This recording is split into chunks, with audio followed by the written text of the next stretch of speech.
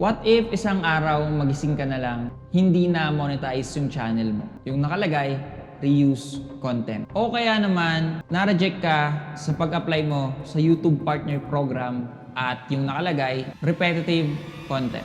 Ano ba talaga ang ibig sabihin ng mga to?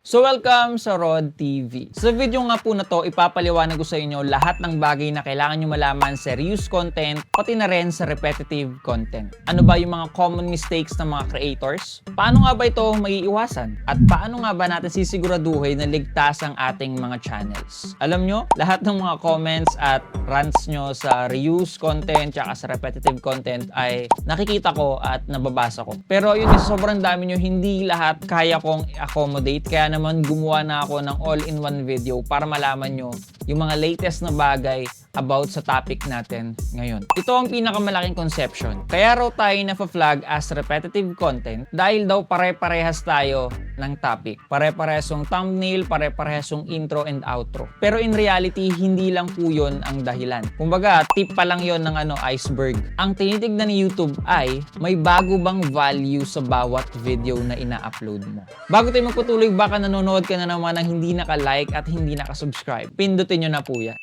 For example, pwede ako gumawa ng 500 videos patungkol sa YouTube tips. Ikaw naman kunyari, pwede kang gumawa ng 300 cooking videos. Pwede mo gawin yon basta bawat video may bagong impormasyon, may bagong explanation, may bagong kwento. Hindi pwedeng pinapalitan mo lang yung title tsaka thumbnail nila.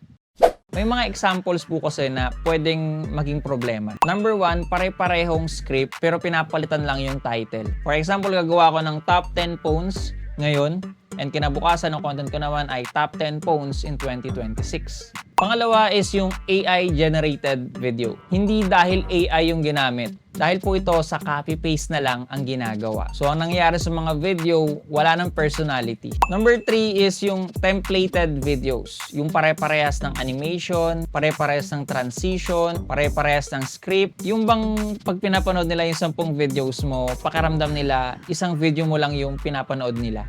Nagigets nyo? By the way, may mas mahabang explanation ako or may content ako patungkol sa paggamit ng AI dito sa YouTube. Panoorin na lang yun mamaya after this video at ililink ko po yun sa description natin sa baba. Isa pa sa mga napapansin ko malaking pagkakamali ng mga creators ngayon ay yung pinagsasama nila or pinag-combine nila palagi yung reuse tsaka repetitive content na policy. Maraming creators yung pinaghahalo talaga yung dalawang yon. Pero in reality, magkaiba po talaga sila. Kapag reuse content kasi, content ng iba yung ginagamit mo. Tulad ng paggamit ng mga movie clips, TikTok videos, compilation, kahit reaction videos, ayan. Kumbaga, parang ginagamit mo yung mga yon pero wala kang dinadagdag na something para maging transformation yung video, ayun, dun papasok si reuse content. Pero kapag repetitive content naman, pwedeng original content yung video na ginagawa mo, pero pare-parehas ng structure, pare-parehas ng delivery, kaya yung dating sa video ay parang mass-produce na lang talaga. So, dalawang bagay sila na magkaiba, so dapat hindi kayo malilito. Kapag i-review ni YouTube yung channel nyo, tandaan nyo itong sasabihin ko. Hindi lang po isa or 5 videos ang titignan niya. Tinitignan po dito ni YouTube is yung kabuuhan ng channel mo. Lahat ng titles ng videos mo, lahat ng description, lahat ng thumbnail, basta lahat yung overall branding mo, yun po ang tinitignan. Kahit pa na may 10 ka pang video na matitino naman at magaganda, kung meron kang 90 videos na mukhang magkakapare-pareho lang pagpapanoorin, magiging problema pa rin talaga yan. So, kailangan yung kabuuhang channel mo ay pasok sa standard ni YouTube. So, ganito naman yung gawin nyo para maiwasan nyo ito sa future at hindi na to mangyari sa inyo. Every video nyo, palagi kayo magdagdag ng sarili nyong experience. Mag-share kayo ng opinion. Kung kaya nyo magpakita ng actual demonstration, ipakita nyo. At wag na wag po kayo magre-rely sa isang video script na halos magkakatunog kung panonoorin. Kasi trust me, hindi nyo malalagpasan ng problema na to sa YouTube kung ganun pa rin ang gagawin nyo. Kung gusto nyo nga ma-monetize sa YouTube, wag nyo lang isipin kung paano makagawa ng maraming video. Instead, isipin mo kung paano makakagawa ng videos na may sari-sariling value. Dahil yun lang talaga ang tatapos sa reuse at repetitive content violation na to.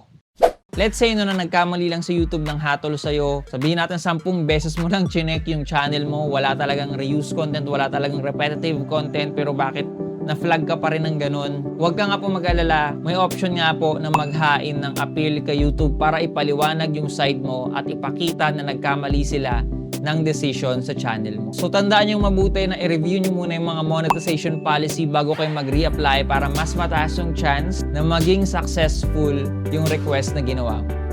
So ayan, maraming salamat kung umabot pa rin sa part ng video na to. This is Rod TV. Thanks for watching and peace out.